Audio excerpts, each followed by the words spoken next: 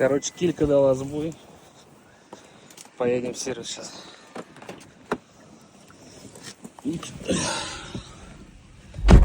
Появился какой-то странный звук по левой стороне.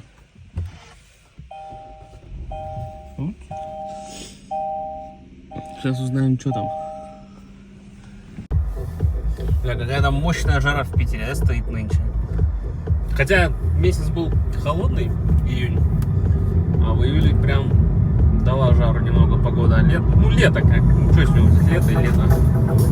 Сок сена. Едем в Евроавто на Стародеревенской посмотреть, что за звук такой у меня идет от тормозов по левой части, не понимаю, спереди или сзади. По паркингу, когда едешь, такой звук, как будто то ли песок, то ли камень какой-то между колодкой и диском. Колодки новые, и спереди, и сзади. Спереди еще и диски новые. Ну, притереться они давно уже должны были, поэтому сейчас будем смотреть, что там. Короче, оказалось все гораздо проще. На тормозном диске на заднем, вот с той стороны ржавчина есть, ну, собственно, она здесь есть, и он об нее трет.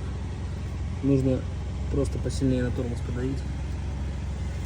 И все будет супер, что колодки там свежие, их еще полно.